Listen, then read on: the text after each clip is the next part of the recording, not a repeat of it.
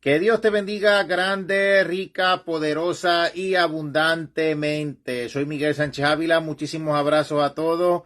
Realmente para mí es más que un placer el poder saludarles. Y aquí estamos nuevamente en otra transmisión. Y en este caso sería de la sección de transmisiones un poquito más breve, comparativas, ¿verdad?, a nuestras transmisiones regulares que hacemos, sea de ayuno, sea de oración, sea de temas bíblicos. Solamente quiero a través de esta transmisión compartir un pequeño pensamiento, y es que en estos días que estamos viviendo, más que conocido como el comienzo del fin o el comienzo, ¿verdad?, de todos los postreros días. Bueno, técnicamente principios de dolores, conocido, ¿verdad?, como en el caso del calendario profético, y como lo hemos evidenciado muchísimas veces en nuestros videos, ante todo lo que se está viviendo y la realidad actual.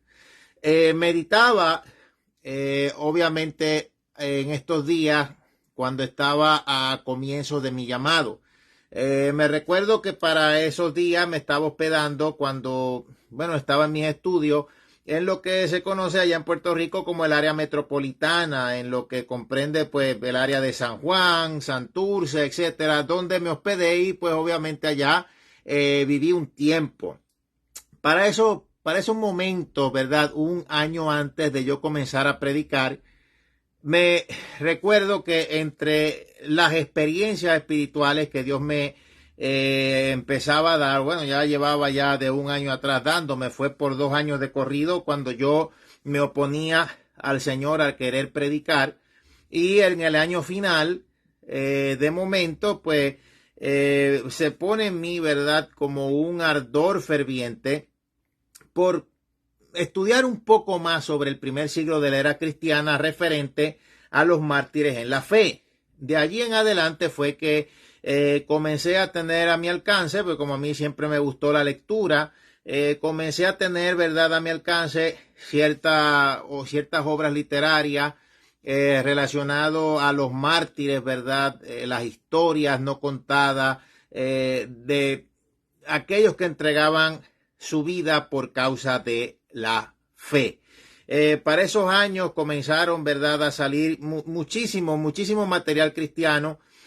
Todavía lo que yo puedo decir, y tengo que decirlo lamentablemente, aunque yo sé pues que estamos en un periodo transitorio para que Dios traiga lo mejor, pero la literatura cristiana, las campañas, esto antes de yo predicar, las campañas, etcétera, no estaba plagada de este desastre de teología y digámoslo así, enredo de albóndiga con espagueti, que está lejos de lo que es la doctrina bíblica. Y se supone que la teología te acerque más a Dios, no te aleje, pero hoy en día la están usando más bien, parece que para alejarse de Dios.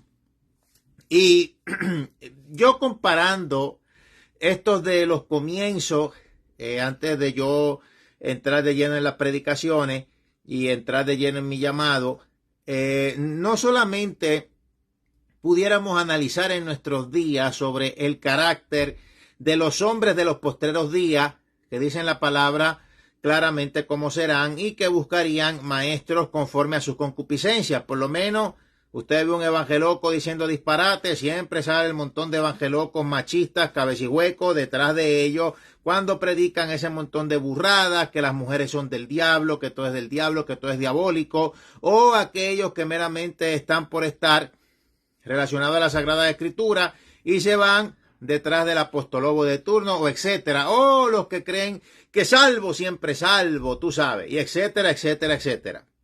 No solo es eso, no solo también es lo que tiene que ver, que lo he hablado muchísimas veces, con la estrategia de Satanás cuando puede desenmascarar sus ataques y saber que está bajo ataque, como por ejemplo cuando disminuye el amor a Dios, etcétera, etcétera, sino que pues en esta estrategia puedes ver cómo el enemigo sutilmente se adapta a los tiempos, y de esa misma manera él quiere que en la iglesia sean inadaptados, pero él sí que bien que se adapta, digámoslo de esa manera. Ejemplo, en el primer siglo de la era cristiana, mire todo lo que pasaban los cristianos, devorados hasta por fieras salvajes, martirizados, encendidos como antorchas en cruces donde además de ser crucificados también le prendían fuego, perseguido por cuanto emperador romano de turno se levantaba. Inclusive el único apóstol de Jesucristo que no murió en el martirio fue el apóstol Juan, pero lo habían echado ya a agua hirviendo, bueno, mejor dicho, lo echaron a aceite hirviendo, aceite hirviendo. Lo habían echado ya a aceite hirviendo.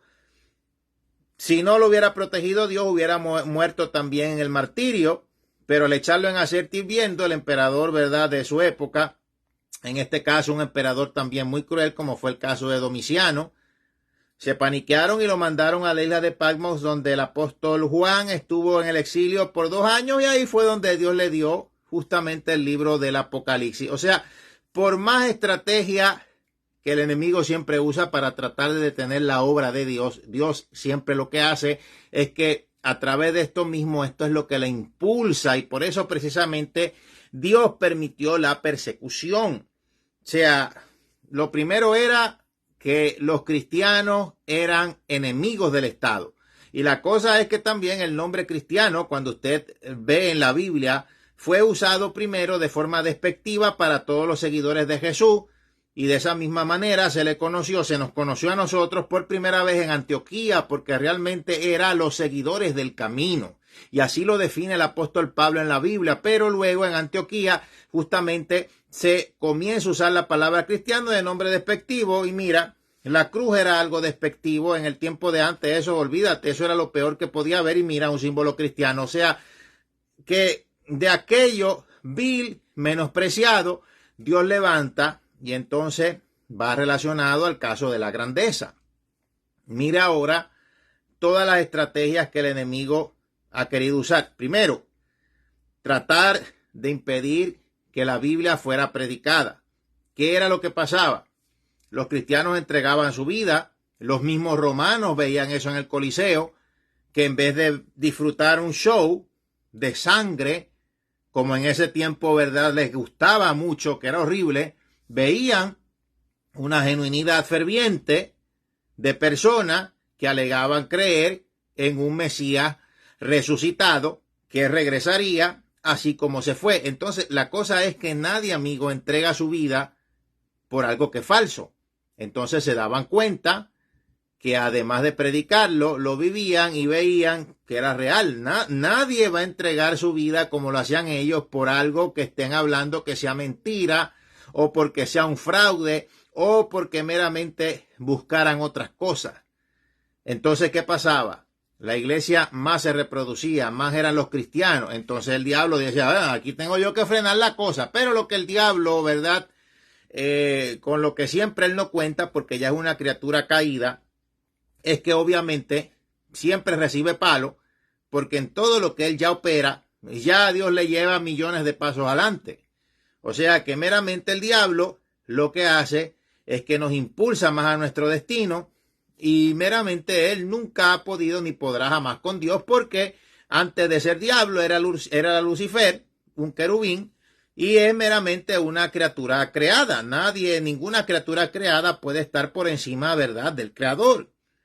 Entonces él lo que hace es que cambia las estrategias. O sea, la cosa con esto es que por su estúpida rebelión, su afán de llevar la contraria a Dios, su afán de querer él ser Dios, entonces quiere llevarse con él a todos los que pueda, porque nosotros hemos sido hechos, creados conforme imagen y semejanza de Dios, y obviamente vamos a ocupar los puestos y las vacantes que él con sus ángeles caídos dejaron allá arriba.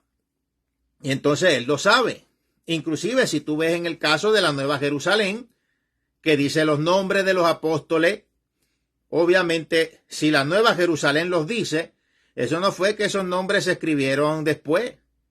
Es que esos nombres siempre estuvieron allí, y la Nueva Jerusalén siempre existió antes de la caída de Lucifer. O sea que ni tan siquiera él, cuando había caído, me imagino que se preguntaría qué harían esos nombres escritos ahí en la Nueva Jerusalén. Él lo sabe. El único de todos los apóstoles que murió de muerte natural fue el apóstol Juan, el discípulo amado, pero lo tiraron en aceite hirviendo. Fue que Dios lo protegió. Entonces, La cosa es que es un afán del diablo siempre por llevar la contraria a Dios y por tratar de impedir que la obra de Dios evolucione, adaptándose a los tiempos. Entonces, manipulando la Biblia. Yo le he dicho muchas veces, el diablo se conoce la Biblia, pero la manipula a su favor, así mismo como hacen muchos pastorbar, porque no son pastores, son pastorbar, para estorbar, porque para eso es lo que sirven, que la manipulan, la usan a conveniencia para dominarte. Mira el ejemplo del diablo cuando transporta, él teletransportó a Jesucristo. ¿Cómo es que Jesucristo estaba haciendo 40 días de ayuno en el desierto y de momento aparece en el pináculo del templo cuando el templo estaba en Jerusalén? Lo teletransportó del desierto allí y le dijo, mira, tírate abajo porque escrito está, o sea, que sus ángeles mandará para que tus pies no tropiecen en piedra. ¿Y qué tiene que ver? O sea, lanzarse descabezado del pináculo del templo, que sería el segundo templo para el tiempo de Jesús, que era el que estaba, y decir que la Biblia dice que sus ángeles mandará para que tus pies no tropiecen en piedra. ¿Qué tiene que ver una cosa con la otra? Entonces, él tergiversa. Entonces, lo que comenzó como una persecución para tratar de impedir la expansión de la palabra, ahora continuó como una tergiversación y de allí, estos emperadores y todo eso, sabemos históricamente que siguió con el papado como poder religioso y no existe ningún otro poder religioso a nivel internacional, político y etcétera, con mayor cobertura, etcétera, e influencia política que cuando se mezcla la iglesia del Estado romano y la política de Roma, dando como resultado el catolicismo desde el edicto de tolerancia de Constantino. Entonces, son diversas estrategias. Pero mientras las personas conozcan la voz de Dios, porque Cristo dijo que, bueno, obviamente que Él es el pastor, las ovejas de Él conocen su voz. Mientras más evoluciona la cosa, más fuerte trata el diablo de hacer que mientras hay una ruta más abierta a la verdad, más tratar de obstaculizarla.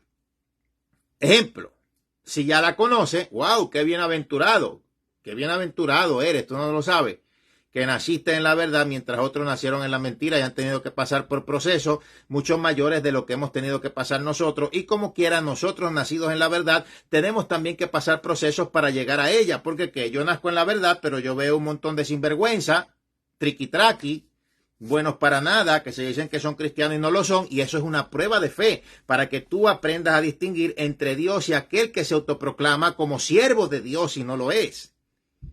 De diferentes formas, de diferentes enlaces, el diablo trata de meterse para obstaculizarte. Y entonces, si ya hay un fervor, claro, pues entonces mandar enfriamiento espiritual. Una vez que se conoce la verdad. Antes, obviamente, no es como ahora. El sacrificio de Jesucristo sancionó al diablo, nos dio una autoridad poderosa, pero para ello nosotros debemos de tener una continua comunión con Dios en ayuno, en oración, en lectura de la palabra, para conocer más su voz, para que el Espíritu predomine en nosotros en lugar de la carne. Entonces, imagínate, eso es lo que el enemigo pone. Y hoy en día, un espíritu de apatía espiritual como nunca antes. Y ese es el espíritu de tibieza espiritual que va a ser el más grande responsable de que muchos se queden aquí en el arrebatamiento de la iglesia en los peores días que jamás la humanidad ha conocido. Cristo lo dijo, días como estos no los hubo ni los habrá de la gran tribulación que viene. ¿Qué hacen? Se ponen sabios en su propia opinión, que lo de sabio, uy, Dios mío, yo no sé, pero eso es más que por decirlo porque no le llega ni a los zapatos. Leen por encima o escuchan o repiten al papagayo de lo que dice un predicador que está más ateo que los ateos y se atreven a decir que no va a haber un arrebatamiento cuando esa es la profecía más esperada en toda la historia de la iglesia.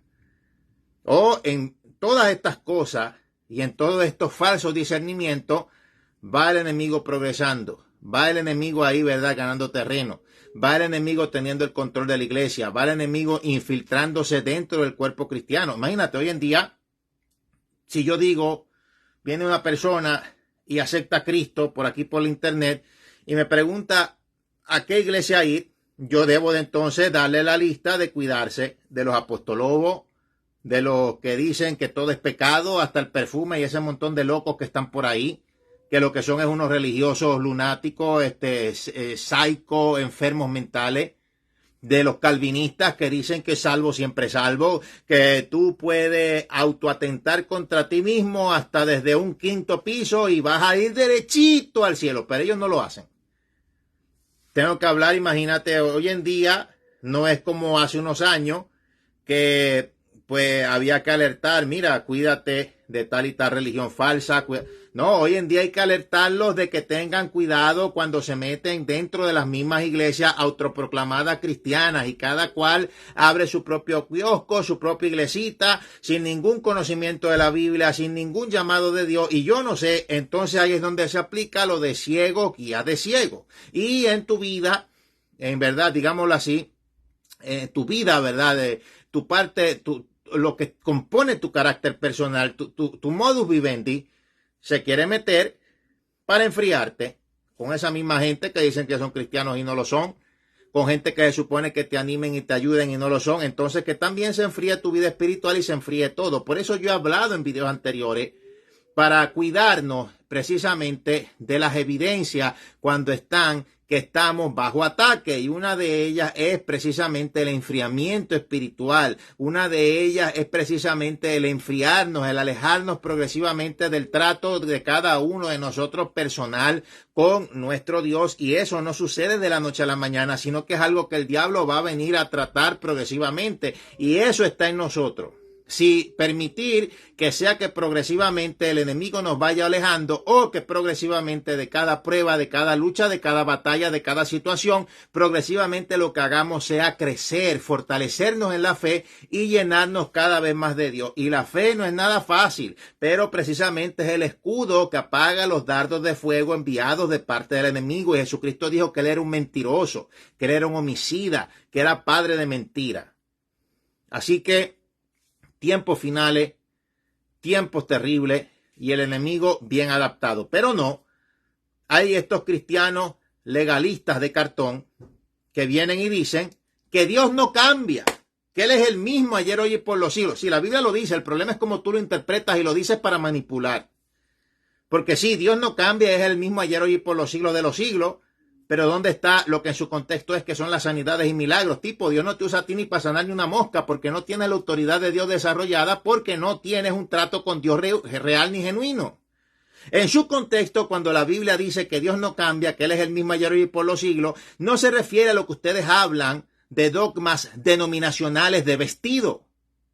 Se refiere a que un Dios perfecto no cambia, ni en Él hay sombra de variación, porque ya es perfecto, pero el trato de Él, ya un contexto aparte, hacia nosotros que somos seres humanos imperfectos, en la línea del factor tiempo puesta por él mismo, compuesta por pasado, presente y futuro, siempre van a haber rasgos cambiantes. Lo hubo en el caso de la dispensación de la ley, lo hay en la dispensación de la gracia. En la Biblia tú ves continuos cambios. Inclusive, ¿cuántas mujeres tuvo Salomón?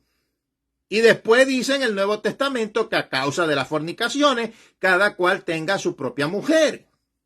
Entonces, ¿hay cambios o no hay cambios? Lo que pasa es que manipulan la Biblia y repiten como el papagayo. Entonces, tú vas a reducir todo el evangelio a un vestido, a una forma de, digamos, lo último que falta es que se pongan a vestir como los Amish, como los menonitas aquí en Estados Unidos, que ojalá imitaran su manera de ser, porque aunque ese tipo de personas que visten como en los tiempos de antes, son de esa manera, y a veces hasta destierran a sus propios familiares que no siguen sus normas, ellos no se meten ni se ponen a estar haciendo videos, que la sana doctrina, que los únicos salvos somos nosotros. No se ponen a hacer videos atacando a las demás denominaciones, porque se creen que son salvos por obras y no por la fe en Cristo Jesús, y no tienen conocimiento de la palabra, erran. Y usted ve que de cada forma el enemigo siempre se adapta, pero la mente de muchos no quiere adaptarse, quieren quedarse con glorias pasadas, quieren quedarse con tonterías del tiempo de antes y no quieren evolucionar, y el diablo sí evoluciona. Entonces imagínate, te quedarás viendo los videos de los 70, 80, 90, imagínate. Entonces, ¿qué vamos a hacer? Porque obviamente lo del pasado, las glorias del pasado, son meramente algo que nos impulse, no algo que nos estanque. Y el diablo sí se adapta a los tiempos, y él quiere que tú seas un inadaptado. Es terrible. Y qué terrible. Sí, porque lo único que veo yo en estos tiempos así que lo de los apostolocos, eso. Realmente de verdad la cosa está muy terrible y hay que orar por todo. Así que vemos, mi hermano, que siempre la agenda satánica se va adaptando a los tiempos para tratar de destruir. Y yo meramente hago el llamado a que se viva de acuerdo como la Biblia llamó. No ignorar las maquinaciones de Satanás. No ignorar las maquinaciones del diablo. Y tenga cuidado con los que le están diciendo por ahí que no se ore ni no se ayune. Porque Jesucristo dijo claramente que hay géneros que no salen sino con oración y ayuno. Entonces él dijo que sí se tenía que ayunar. Yo no entiendo. Tienen que leer la Biblia. O sea, los que se levantan a decir 2 o 3 sanganaces o ponerse una corbata detrás de un altar para estar hablando, eso no es ley. Lo que dice la Biblia es lo que es la verdad. Y esa verdad es la que te hace libre. Soy Miguel Sánchez Ávila. Dios bendiga a todos. Más que un gusto el poder estar aquí con ustedes. Y les enviamos muchísimos abrazos. Abrazo y se me cuidan. Dios les bendiga.